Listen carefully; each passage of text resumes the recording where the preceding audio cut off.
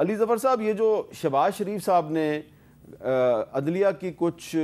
ججوں کو کالی بھیڑیں قرار دیا ہے، تو یہ لفظ جو ہے یہ ہضم ہو جائے گا یا معاملہ جو ہے یہ کنٹیمپٹ آف کورٹ کی طرف جائے گا؟ حامد میر صاحب 100% کنٹیمپٹ آف کورٹ کی طرف جائے گا، اور اس کی وجہ یہ ہے کہ اگر وہ جنرلی جوڈیشری کے بارے میں بات کرتے تو وہ الگ تھی بات، لیکن انہوں نے کہا ہے کہ چند جج صاحبان نے جنہوں نے عمران خان صاحب کے حق میں فیصلے دیے ہیں یا دے رہے ہیں،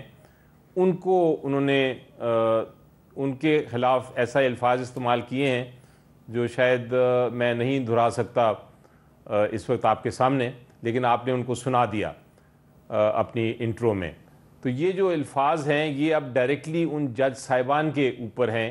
اور ان کا نام بے شک نہ لیا ہو، لیکن ہر ایک کو پتہ ہے ان کا نام کہ کون سے جج صاحبان ہیں جن کے بارے میں بات ہو رہی ہے۔ آپ ہمارے قانون میں ججمنٹس کے بارے میں، فیصلوں کے بارے میں تو بالکل بات کر سکتے ہیں، لیکن جج جو ہے جس نے ججمنٹ لکھی ہے یا فیصلہ کیا ہے، اس کو تنقید کا نشانہ اس طرح یا اس کے خلاف اس طرح توہین امیز الفاظ نہیں استعمال کر سکتے۔ یہ قانون ہے ہمارا، اور اگر آپ یہ کرتے ہیں تو پھر عدالتوں کے پاس اور کوئی چارہ نہیں، وہ نہ بھی چاہتے ہوئے ان کو کنٹیمپٹ کا نوٹس دینا پڑے گا، اور اگر شہباز شریف صاحب معذرت نہیں کرتے تو پھر ان کو سزا بھی ہو سکتی ہے۔ یہ پوزیشن ہے اس اسٹیٹمنٹ کے بعد۔ اور میں یہ بھی ایڈ کرتا چلوں کہ اگر آپ اسٹیٹمنٹ اٹ سیلف کو دیکھیں تو وہ بھی میرٹس پہ غلط ہے، کیونکہ اس وقت جو کچھ ہو رہا ہے عمران خان صاحب کے خلاف اور ہماری لیڈرشپ کے خلاف، ہمارا خیال، ہمارا تاثر مختلف ہے۔ ہمارا تاثر یہ ہے کہ ہمارے ساتھ انصاف نہیں ہو رہا۔ نچلی جو عدالتیں ہیں، جو نچلے ججمنٹس آئی ہیں، وہ بالکل بے بنیاد اور غلط مقدمے تھے، لیکن پھر بھی سزا ہوئی، اور ہمارا اتنی تاخیر ہو رہی ہے ہمارے فیصلوں میں کہ ہمیں وہ بھی ناانصافی نظر آتی ہے، لیکن پھر بھی اس کے باوجود ہمیں یقین ہے کہ الٹیمیٹلی یہ فیصلہ درست ہوگا، انصاف کے مطابق ہوگا۔ اب اگر کوئی جج انصاف کے تقاضے پورے کرتے ہوئے فیصلہ کرتا ہے اور ضمانت دیتا ہے، یا عدالت کا جو فیصلہ ہے وہ یہ ہوتا ہے کہ سزا ختم ہوتی ہے، تو پھر اس پہ تنقید کرنا درست نہیں ہے۔ میں سجیشن یہ ہوگی شہباز شریف صاحب کو کہ پہلے وہ کیسوں کی نوعیت دیکھیں، مقدمہ سمجھیں، اور پھر یہ اس قسم کے کوئی الزام لگائیں۔ یہ انہوں نے سیاسی فیصلہ کیا، سیاسی الفاظ استعمال کرتے تو بہتر تھا، لیکن انہوں نے ایسے الفاظ استعمال کر دیے جو کہ ڈائریکٹلی توہین عدالت بنتا ہے۔ میں نہیں کہنا چاہتا کبھی ایسی بات کہ کسی کے خلاف توہین عدالت ہو، اسپیشلی ایک سٹنگ پرائم منسٹر کے خلاف، لیکن جب آپ نے سوال پوچھا تو مجھے یہی جواب دینا پڑا کہ میری نظر میں ان الفاظ کو آپ توہین عدالت ہی سمجھ سکتے ہیں، اس کے علاوہ اور کوئی اس کا لاجک نہیں، کوئی اس کا ڈیفنس نہیں۔ ڈاکٹر طارق فضل چودھری صاحب، آپ تو وہاں موجود تھے جہاں پہ یہ تقریر کی گئی، تو آپ نہیں سمجھتے کہ پہلے بھی آپ کے جو ساتھی ہیں طلال چودھری صاحب اور ان کے ساتھ تھے دانیال عزیز چودھری صاحب، وہ توہین عدالت میں ان کو ڈسکوالیفائی کیا گیا، تو شہباز شریف صاحب کو تھوڑا محتاط رہنا چاہیے؟ بہت شکریہ میر صاحب۔ دیکھیے میر صاحب، جو ابھی اسی تناظر میں بیرسٹر علی ظفر صاحب نے جو بات کی ہے، اسی کو تھوڑا سا اگر میں آگے بڑھاؤں، بنیادی طور پہ جو آپ نے اپنے پروگرام کے ابتدائیہ میں جن مسائل اور ایشوز کو آج ٹیک اپ کیا ہے، کروڑوں لوگ آج آپ کو یہ پروگرام دیکھ رہے ہیں پاکستان میں اور پاکستان سے باہر دنیا بھر میں۔ میرا سوال یہ ہے کہ ان میں سے کتنے پرسنٹ لوگ ایسے ہیں جن کا ان موضوعات میں کوئی دلچسپی ہے یا کسی کا ان موضوعات سے کوئی بلا ہونا ہے؟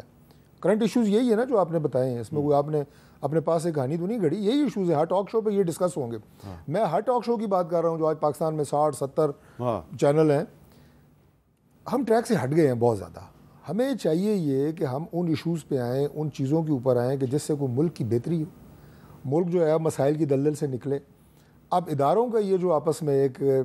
کیفیت نظر آتی ہے تناؤ کی، اس کیفیت سے تو میں سمجھتا ہوں کہ پاکستان کے اندر جو ایک بے یقینی اور سسٹم میں موجود ایک انسرٹنٹی پولیٹیکل انسرٹنٹی. الیکشن کے بعد بالکل یہ بات کہی جاتی تھی کہ شاید معاملات آگے بڑھیں گے, سرمایہ کاری آئے گی, ہر جگہ معیشت کی بات ہو رہی ہے کہ معاشی طور پہ ملک میں مستحکم ہو. ان حالات میں ملک مستحکم نہیں ہو سکتا. اور پولیٹیکل پارٹیز بھی میں یہ کہوں گا کہ ہماری جماعت تو ظاہر ہے گورنمنٹ میں ہے, مرکز میں, اور تقریباً تمام ہی جماعتیں خیر اس وقت حکومت میں ہیں مختلف شکلوں میں, لیکن ہم مرکز میں ہیں, پنجاب میں ہیں. اٹ موسٹ ہماری ایفرٹس یہ ہیں کہ ہم جماعتوں کو ساتھ لے کے چلیں, نظام کو آگے بڑھائیں, ملک کے لیے کچھ بہتری کر کے لائیں. لیکن انفارچونیٹلی جو اس وقت بیرسٹر صاحب نے جو بات کی, سپریم کورٹ کے چیف جسٹس سے لے کے ہائی کورٹ کے چیف جسٹس تک, میں نہیں کہوں گا کہ کس کس موقع کے اوپر کیا کیا social media campaign Tehreek Insaf کی طرف سے چلائی گئیں. ججز کی جج تو جج, آپ نے بالکل ٹھیک فرمایا کہ فیصلوں پہ بات ہو سکتی ہے, جج پہ نہیں ہو سکتی. آپ نے تو ججز کی فیملیز تک کو نہیں چھوڑا, ان کی تصویریں لگا کے ان کی توہین و رتک کی گئی. کہاں تک یہ معاملہ چلے گا اور کہاں تک جائے گا؟ اسے رکنا چاہیے, رکنا چاہیے. اچھا, لیکن یہ بتائیں نا کہ یہ جو وزیر داخلہ اور گنڈا پور صاحب کی جو آپس میں انٹریکشن ہوئی تھی تو ایسا لگ رہا تھا کہ کوئی معاملات جو ہیں وہ ٹھنڈے ہو جائیں گے, لیکن آج تو آپ کے کچھ ساتھی جو انہوں نے پریس کانفرنس میں اعلان کر دیا کہ عمران خان کے خلاف غداری کا مقدمہ چلایا جائے گا. تو آپ سمجھتے ہیں کہ اس کو غدار قرار دینے سے کوئی پاکستان میں اسٹیبلٹی آ جائے گی؟